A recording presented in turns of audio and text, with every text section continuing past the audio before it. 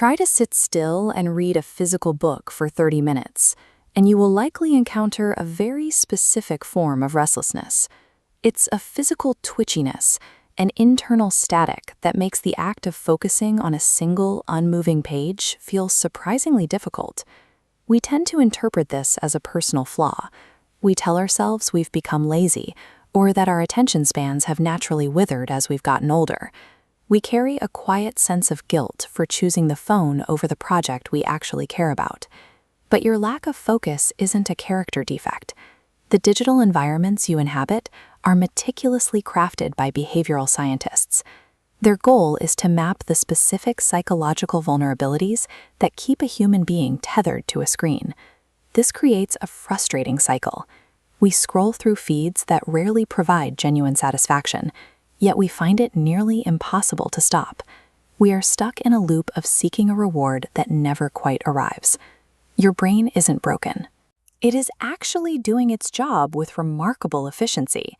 It is physically adapting to a high-speed, technologically engineered environment that rewards constant distraction over deep contemplation.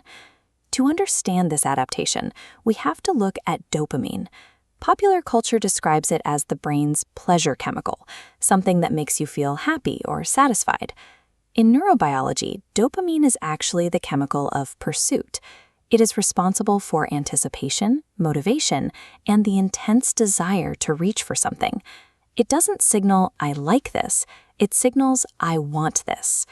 Tech platforms leverage this by using a variable reinforcement schedule. Much like a slot machine, the rewards of scrolling are unpredictable. You might find a boring ad or a meaningful message from a friend. That uncertainty keeps dopamine levels elevated, driving you to swipe again just to see what's next. The moment your phone buzzes, the ventral tegmental area, or VTA, signals a potential reward is nearby. It then floods the nucleus accumbens with dopamine. This doesn't produce joy. It's the biological engine forcing your hand to reach for the device. This specific mesolimbic circuitry is the same pathway involved in severe behavioral dependencies. By triggering this loop dozens of times an hour, digital platforms transform scrolling from a casual choice into a reinforced biological habit. This habit eventually changes the brain's physical structure through neuroplasticity. Your brain is a dynamic organ that strengthens the pathways you use most often to make them more efficient. Consuming rapid-fire content trains your brain to prioritize quick novelty, physically reinforcing high-speed, stimulus-response neural circuits. But the brain operates on use it or lose it. As novelty circuits grow thicker, the pathways required for slow, sustained cognitive effort begin to weaken from disuse. This creates a heavy burden for your prefrontal cortex. Located behind your forehead, it acts as your brain's executive controller. It is responsible for impulse control and keeping you focused on long-term goals. In a distracted environment, the prefrontal cortex has to work significantly harder to filter out irrelevant information. This constant demand can lead to fatigue, where your executive functions struggle to keep up with the incoming data stream. You can see this in how little information actually sticks. Try to recall the last 3 specific posts you saw before this video. For most people, those details are already gone because the brain didn't bother to encode them into working memory. It simply discarded them to make room for the next hit of novelty. As the prefrontal cortex becomes overtaxed, your ability to regulate your impulses declines.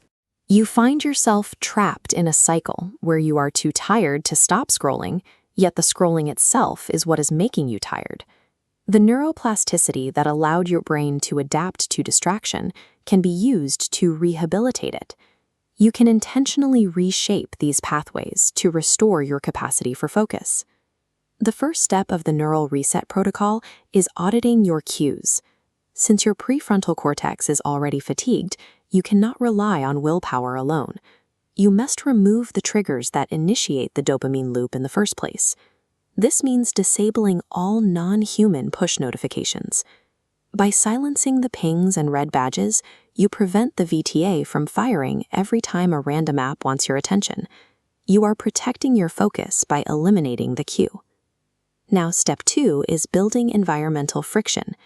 Digital platforms are designed to be frictionless, making it as easy as possible to start scrolling. You need to reverse that. Delete time-wasting apps or log out of them after every use. By forcing yourself to type in a password or re-download an app, you give your prefrontal cortex enough time to wake up and decide if you actually want to use the device. Finally, step 3 is rehabilitating focus. You must think of this process exactly like physical therapy for your attention span. You are asking your brain to re-engage the pathways for deep focus that have become thin and weak. Use the Pomodoro method, 25 minutes of single tasking with no interruptions. When you feel the urge to check your phone, don't fight it. Just acknowledge the craving, take a breath, and redirect your attention back to the task. By managing your environment and practicing sustained focus, you can interrupt the dopamine loop. Over time, you can strengthen your prefrontal cortex and regain the ability to choose exactly where your attention goes.